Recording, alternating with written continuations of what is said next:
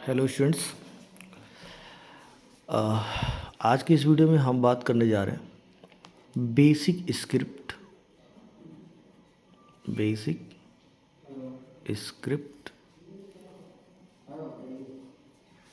Of organic chemistry.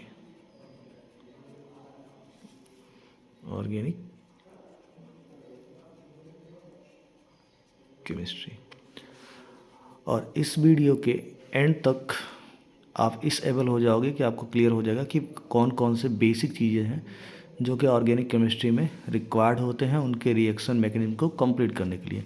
और यहाँ पे सबसे फर्स्ट टॉपिक जो हम सेलेक्ट कर रहे हैं वो है reaction mechanism.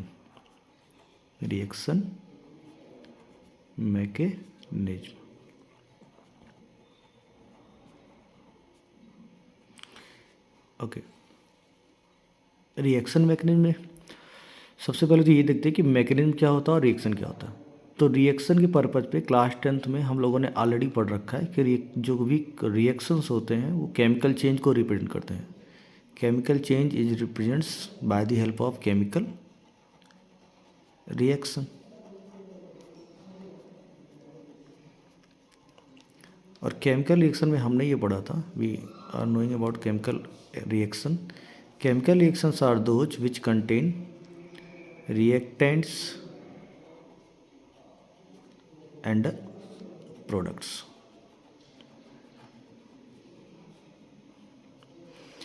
Reactants always written on LHS side and product always present on RHS side. Reactants and products both are separated by the help of an arrow. अब तुम सोचोगे सर आप यही कि बता रहे हो क्लास 10 की चीज़ें, क्योंकि यहीं से ऑर्गेनिक केमिस्ट्री का बेसिक क्लियर होगा। सो chemical reaction are those which contain reactants and products. Okay, when chemical reactions are written with the help of symbol, then it will convert into chemical equation.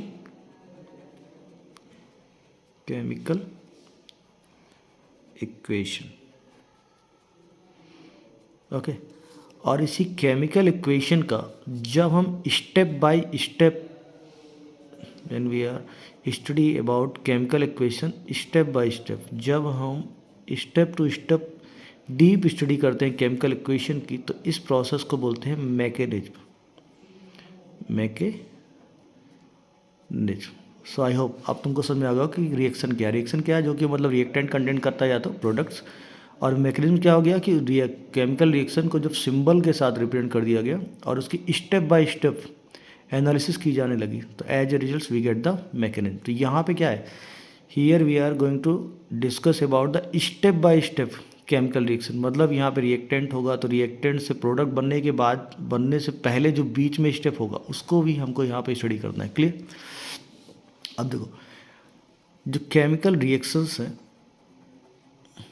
ये सारी चीज़ें basic हैं, but इनका requirement है तुम्हारे organic से। Chemical reactions को हम दो टाइप से पढ़ते हैं। एक हम पढ़ते हैं मॉलिकुलर रिएक्शन, जो कि होता है ऑर्गेनिक केमिस्ट्री में, और एक हम पढ़ते हैं आयोनिक रिएक्शन, जो कि होता है इनऑर्गेनिक केमिस्ट्री में। मॉलिकुलर रिएक्शन है, जाहिर सी बात है दो मॉलिक्यूल्स आपस में रिएक्ट करेंगे, two molecules react with each other. Molecules का कॉन्फ़िगरेशन हम लोगों ने क्या पढ़ के रखा है कि मॉलिक्यूल्स आर लेस रिएक्टिव।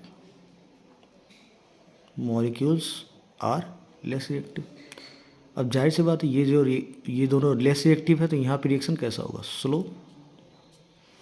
और आयनिक रिएक्शन में क्या होता है, ions are highly reactive,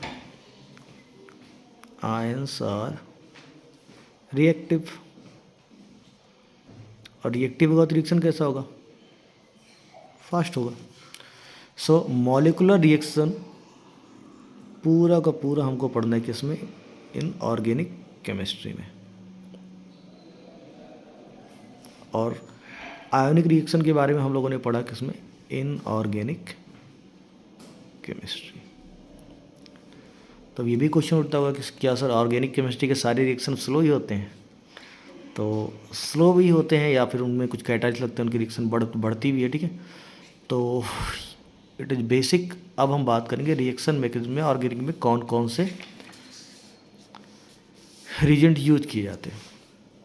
so organic chemistry under reaction mechanism, मैं से शॉर्ट फॉर्म में लिख रहा हूँ, आप लोग समझिएगा। रिएक्शन मैकेनिज्म में दो पार्ट आते हैं, एक आता है सबस्ट्रेट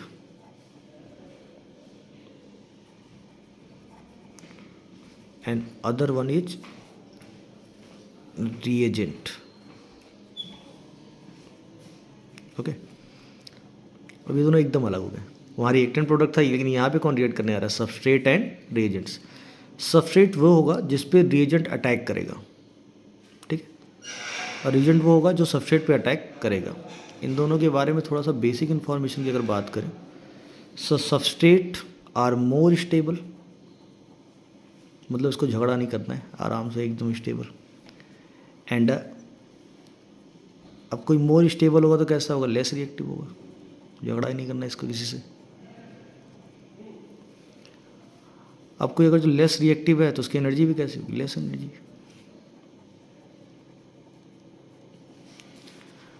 और वहीं रीजेंट इसका अपोजिट है, रीजेंट से is less stable.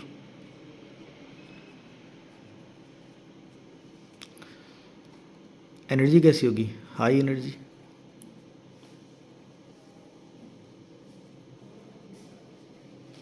High energy होगी तो हाईली रिएक्टिव भी होगा।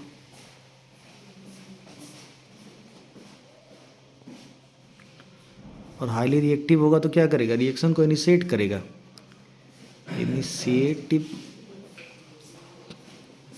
इनिशिएटिव रिएक्शन करेगा, ये इनिशिएट को रिएक्ट करे, रिएक्शन को इनिशिएट कर देगा। अब होता क्या है इन ऑर्गेनिक केमिस्ट्री में क्या होता है, सबस्ट्रेट और रिएजेंट्स आपस में रिएक्ट करते हैं। जहाँ पे सबस्ट्रेट जो होता है ये रिएक्ट करने के फॉर्म में नहीं होता। Reagents attack on substrate as a results. अब नॉर्मल इक्वेशन में क्या होता है कि reactants reacts with each other to form products, but organic में क्या होता है, substrate when came in contact of reagents, then reagents initiate the reaction, as a result formation of intermediate।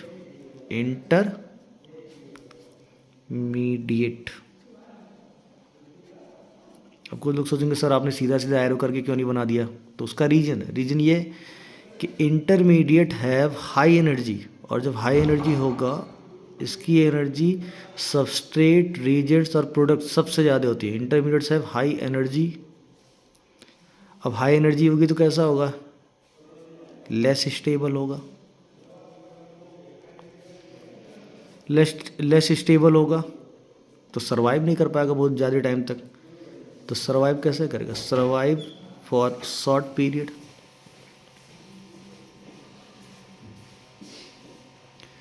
तो क्या शॉर्ट पीरियड तक सर्वाइव करेगा फिर death हो जाएगी उसकी, तो डेथ नहीं होगी। इसमें कई फैक्टर्स होंगे। और इसके बाद जो है ये बनता है तुम्हारा प्रोडक्ट्स। अब प्रोडक्ट एकदम स्टेबल रहता तो उसकी एनर्जी कम हो जाती है, इसको और नीचे बना दिया, so it is product. Clear. Product भी दो बनता है, एक बनेगा आपका मेजर, दूसरा बनेगा माइनर। ठीक है, तो एक बार फिर से रिकैप कर लेते हैं। Organic chemistry reaction is govern by two things, एक होगा सबस्ट्रेट, दूसरा होगा reagents. Substrates are more stable, less reactive, they have very less energy, and reagents have high energy, they are highly reactive, they are less stable, they attack on substrate or they react with substrate or they initiate the reaction, and when they initiate the reaction as a result formation of intermediates, and after intermediates formation of products। Normally ionic equation में क्या होता था, reactants react with each other to form products, but यहाँ पे थोड़ा सा change है। यहाँ पे जो टर्मिनोलॉजी थोड़ी सी डिफरेंट है। डिफरेंट क्या है, यहाँ पे कहने का सेंस क्या है कि first substrates when came in contact of reagents, substrate आपस में रिएक्ट नहीं करेंगे। When substrates came in contact of reagents as a result formation of intermediate, and after intermediate formation of products, and products are of two types, major भी हो सकता है और minor भी। अच्छा, अब इंटरमीडिएट में देखो क्या है, intermediates have high energy, they are less stable and survive for short period. और इसके बिहाफ पे इंटरमीडिएट्स को हम दो पार्ट में डिवाइड कर लेते हैं। क्लियर। फर्स्ट पार्ट को हम नेम देते हैं इलेक्ट्रॉन डेफिशिएंट,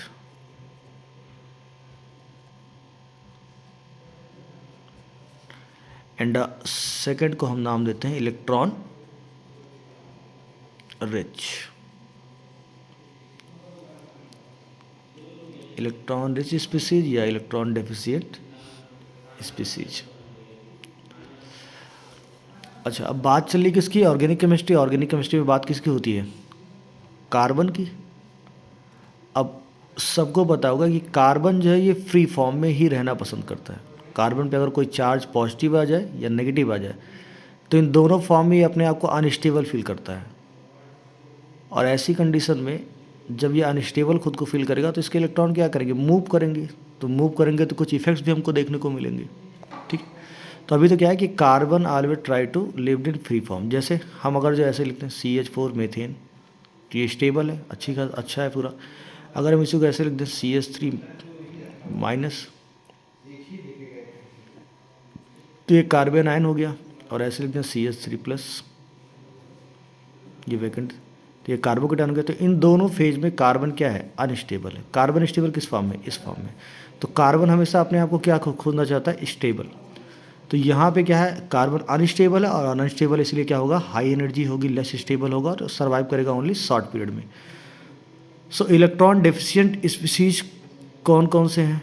तो फर्स्ट अगर बात की जाए तो इलेक्ट्रॉन डेफिशिएंट स्पीसीज में आ जाएगा आपका कार्बोकेटायन। अभी मैं ये सब बताऊंगा कार्बोकेटायन कैसे बनते हैं, कार्बन आयन कैसे बनता है, सब कुछ। कार्बोकेटायन। सेकेंड फ्री रेडिकल, और ये सब चीज़ें आपकी तभी बहुत अच्छे से क्लियर होगी जब आपने पढ़ा होगा वो हाइब्रिडाइजेशन वाला टर्म, कार्बन का ग्राउंड स्टेट और एक्साइटेड स्टेट्स। और नहीं पढ़ा तो कोई नहीं, हम तो है ही। Carbocation, second free radical, third carbene. ये एक जनरल क्लास है, ठीक है, बाद में इसको डीप में पढ़ना है, बट अभी आज आप लोग टच कर लो कि कहाँ से क्या चीज़ आती है। Carbene. And fourth nitrene. These all are electron deficient, इनके पास इलेक्ट्रॉन की कमी होगी। And in electron rich here carbon ion, जिसके पास इलेक्ट्रॉन ज़्यादा हैं। And second benzene. ओके, अब मैंने पहले बताया कि कार्बन जो है वो स्टेबल होगा फ्री फॉर्म में, बट यहाँ पे इलेक्ट्रॉन लेस है, यहाँ पे इलेक्ट्रॉन क्या है? रिच है।